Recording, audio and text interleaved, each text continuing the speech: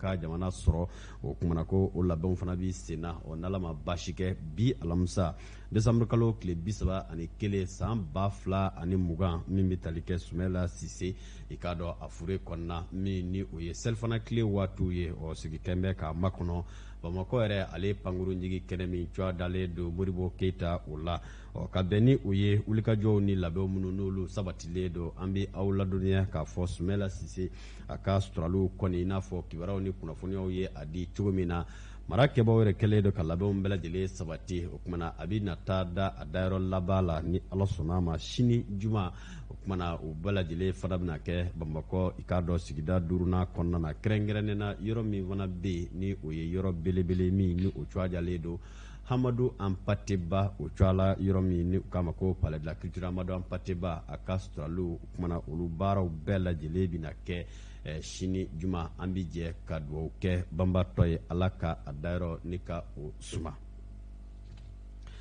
kunnafoniko nasiraw la an bi aw ladɔnniya k'a fɔ alisilamɛtɔnw ka fara ɲɔgɔn kan jɛkuluba min n'a b'a fɔ ma ko Haut Conseil Islamique du Mali olu kɛlen don ka ŋɛɲɛ ɲimi u y'a yira k'a fɔ wale dɔ ni ŋaniya dɔ talen don furancɛ fanga maa ɲɛmaw fɛ wale in a bi boli fɛn min kan o ye hakɛko kunkanko kibaruya ye musolakaw n k'a fɔ maa min n'o bɛ tali kɛ du yɛrɛ kunkanko kibaruya o la nka a yirala k'a fɔ u ka kunnafonidi senfɛ min yɛrɛ kɛra kunun araba ka bɛn décembre kalo ale tile 30 ma san 2020 Haut Conseil Islamique maa ɲɛmaw y'a yira k'a fɔ u nisɔngoyalen don u dusukun tɔɔrɔlen don wa o yɛrɛ bɛna wuli ka kɛlɛba labɛn sabu ko min bɛ tali kɛ kumana a fɔ min ma ko avant projet n'o bɛ tali kɛ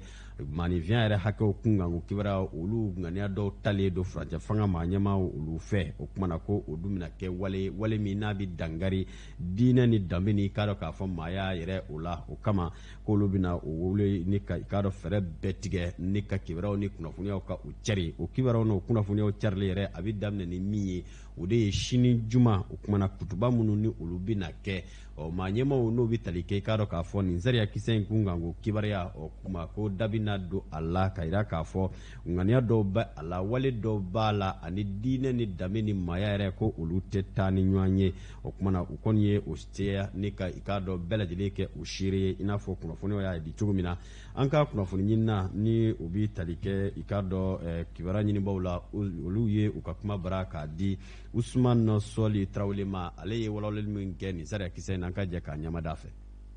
a ma dogo maa si la k'a bɛ san caman bɔ sariya camanw ta la diɲɛ jamanabaw fɛ k'a laɲini ka danbew buruja k'a laɲini ka diinɛ josi ka bɔ ɲɛnamaya taabolo kɔnɔna la o jamanaba minnu ye o sariya ninnu ta o ye a laɲini ka jamana fitininw de koron k'o don a da fɛ ka dɔw ka dɛmɛ saritiw dɛn o sariya dɔw la baarali la o sariya ninnu minnu ta la kun fɔlɔ la an ka ɲɛmaaba minnu tun bɛ nin ko in ɲɛma fɔlɔ o ye wulikajɔ kɛ walasa ka jɔ o ni sariya ninnu la baarali cɛ jamana in kɔnɔna la walasa jamana in danbetigiya ani a diinatigiya o bɛ se ka sabati cogoya mun na laɲini jugu waleyabaga ma sɛgɛn e mun fana bɛ laɲini ɲuman nɔfɛ e ma kan ka sɛgɛn cogoya si la o y'a laɲini ka sariya ninnu bɔ cogoya wɛrɛ la tuguni halisa o conseil islamique b'a ka wulikajɔ kelen in de la fɛn o fɛn mun b'a la ne o tɛ bɛn ala ka diinɛ in ma n'o nana sira o sira kan an b'an jɔ fɛn o fɛn b'a la n'o tɛ bɛn an ka danbe ɲuman ma n'o nana sira o sira kan an b'an jɔ o de ye hukumu kɔnɔna la nin wagati in na o y'a laɲini k'a fɔ k'o bɛ sariya ninnu yuguba k'a den kelen kelenw ta k'a sɔri yɔrɔ dɔw la an bɔl'o kalama mun kɛ an ye sigi kun fɔlɔw kɛ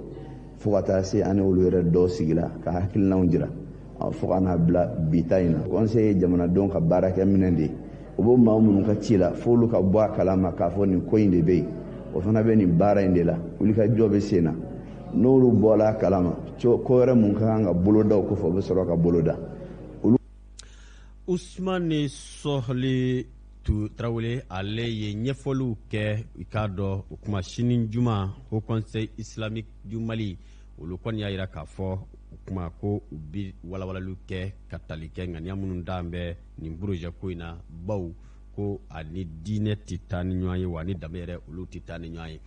kibaruya ko nasiraw la an bɛ aw ladɔnniya jɛkulu min n'o k'a ma ko appel citoyen pour la réussite de la transition ni o fara ɲɔgɔn kan ye ACRT o ma ɲɛma Isa Kaujim ale ni i k'a dɔn jamakulubaw olu taara bisimila minɛ Bamakɔ tutigɛbaw olu fɛ o kɛra tarata don kalo tile 29 décembre kalo san 2020 Isa Kaujima ale min yɛrɛ tun ye i k'a dɔn taama yɛrɛ ɲɛminɛ bereba o tigilama ye ani jɛrɛ jɛkulu yɛrɛ fana o ma ɲɛmaya bɛ a bolo o y'a yira k'a fɔ olu ka taama ni ka se Bamakɔ tutigɛbaw ma wa jɛrɛ jɛkulu in hakilina ni ŋaniya min bɛ u kɔnɔ u tɛ dɔwɛrɛ ye o kumana min bɛ tali kɛ furancɛ fanga dɛmɛɲɔgɔnya bɛ se ka ta ka ɲɛsin u ma dabali ni fɛɛrɛ minnu na o ko u ka wulikajɔ a bɛ boli o kan o kama nin jɛkulu in n'u k'a ma ko appel citoyen pour la réussite de la transition o ko olu kɔni ka wulikajɔ bɛ boli hakilila jiginna ka maliden bɛɛ wele Mali kɔnɔ ani a kɔ kan fɛɛrɛw ni dabaliw bɛɛ lajɛlen ka tigɛ min bɛ tali kɛ tuma min ni an ka jamana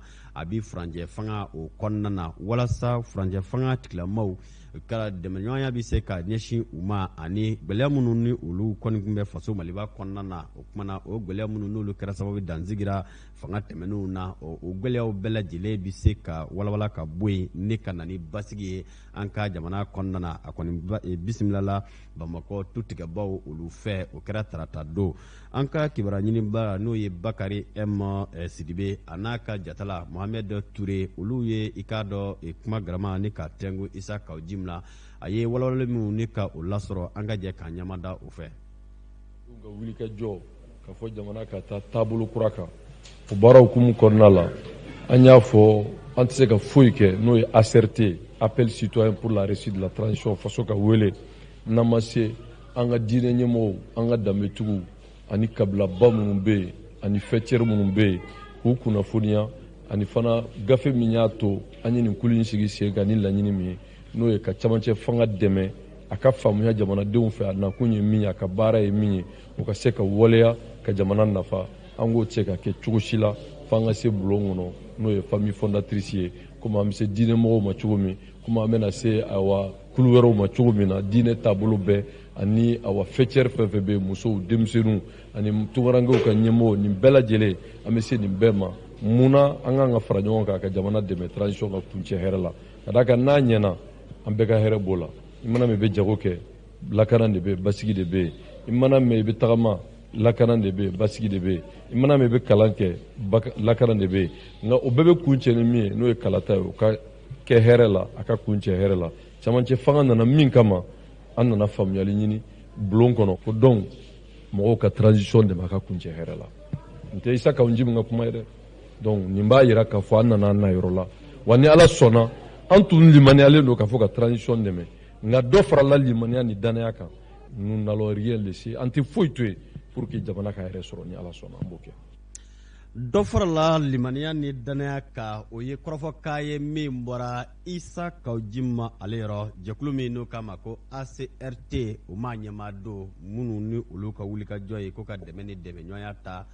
ka ɲɛsin furancɛ fanga tigilamaw olu ma ni o kuma y'a sɔrɔ olu kɛlen don ka o ŋaniyaw ni ka o ta i k'a dɔn min bɛ tali kɛ maa minnu ni olu ɲɛsinnen don an ka jamana yɛrɛ a wagande o baarakɛbaw n'o ye trésorier n k'a fɔ trésor baarakɛlaw ye olu kɔni kɛlen don ka ŋɛɲɛ ɲimi kosɛbɛ o kama olu fana ye jɔtew ni ka o ta ka i k'a dɔn u ka cakɛdaw k'u sɛgɛrɛ ka taa u jɔ a da la ni ka diɲɛmaa wele ka yira k'a fɔ olu ye wale dɔw i k'a dɔn u jɛɲɔgɔn dɔw wale dɔw taara ka u sɛgɛrɛ o wale ninnu tacogo k'u sɛgɛrɛ ani a kɛcogo olu ma faamu sɔrɔ a la o kama trésor baarakɛla minnu bɛ yen u ka fara ɲɔgɔn kan jɛkulu fɔcogo wɛrɛ la u ka jɛrɛ jɛkulu minnu ni olu bɛ wulikajɔw kɛ walasa k'u ka hakɛw k'u laɲini o kɔni ye a yira k'a fɔ k'a daminɛ kabi Mali faaba la n'o ye Bamakɔ ye ka se k'a dɔn k'a fɔ marabolow la ani k'a dɔn sigidaw bɛɛ lajɛlen ka daminɛ trésor a service bɛ yɔrɔ o yɔrɔ o kuma ko araba tɛmɛnen u kɔni taara a fɔ ma ko sitting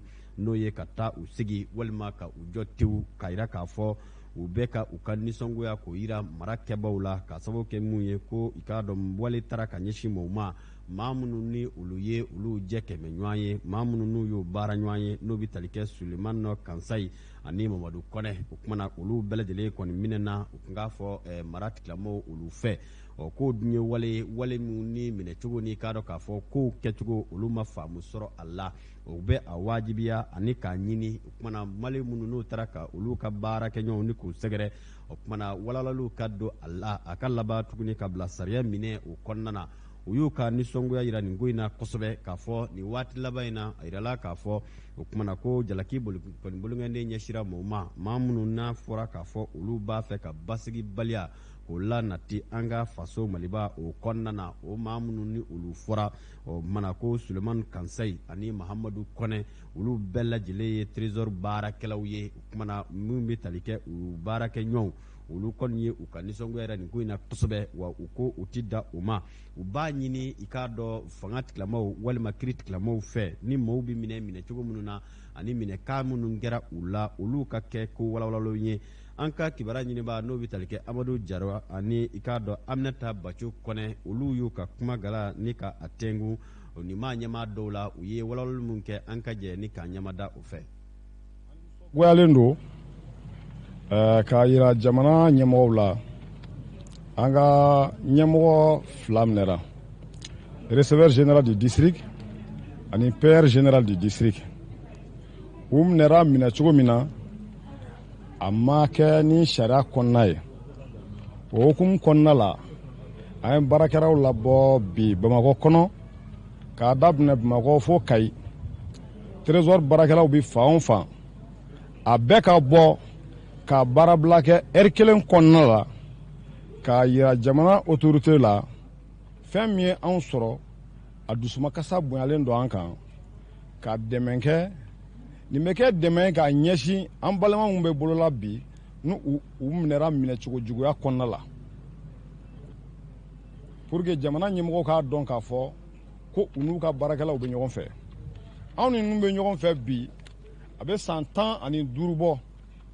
u bɛ ka fɛn mun ta ka u sɛgɛrɛ k'a fɔ ko min ye jamana tiɲɛliko kuma ye ni mɔgɔ ninnu da to o kuma la wulila ka se fanga tigilamɔgɔw ma kabini a dugusɛjɛ mais an ma kuma jɔnjɔn sɔrɔ o ko la o de y'a to an ye nin action fɔlɔw daminɛ mais don n'a nataw ma ko wɛrɛw bɛ se ka kɛ min tɛ nin si ye mais nin ye ko bila ɲɛsirala de ye k'a yira faamaw la u k'u sigi ni fɛn bɛɛ fɛnɛ ye k'a fɔ ko don n'a nataw ma an fɛnɛ tɛna an sigi an bolo ma. nin tun ye trésor baarakɛlaw ka faraɲɔgɔnkan kulu ka ɲɛfɔliw ye k'u ka nisɔngoya ta ka ɲɛsin wali minnu taara ka ɲɛsin u jɛ kɛmɛ ɲɔgɔn olu ma ko u minɛ kun ti dɔwɛrɛ ye k'u b'a fɛ ka basigibaliya lanati faso Maliba kɔnɔna na Fanta Tomota hakili la nin ye kibaruyaw la tako fɔlɔw ye kibaruya wɛrɛw ni Ala ma baasi kɛ an bɛ ɲɔgɔn sɔrɔ o kɛnɛ kan baw a ka ca kosɛbɛ don bɛɛ lajɛlen n'a ko don a ko bɛɛ lajɛlen fana n'a a kuma fana don k'i fo k'i waleɲuman dɔn. Foli diyara n ye. Merci Janjo Masa i ni ce kunnafoni dili la kanubagaw bɛɛ lajɛlen ma sɔɔni i ni kanubagaw bɛna ɲɔgɔn lasɔrɔ jɛmukan in don kibaru ta ko filanan kɛnɛ kan yanni o cɛ sisan an bɛ taga Sori Ibrahima Jalo fanfɛla la siraba kunnafoni o kɛnɛ kan an nɛgɛ karafetigi Bitu Napo ka yamaruya kɔnɔna la an bɛna wele bila Sori ma a bɛna siraba kunnafoni di aw ma.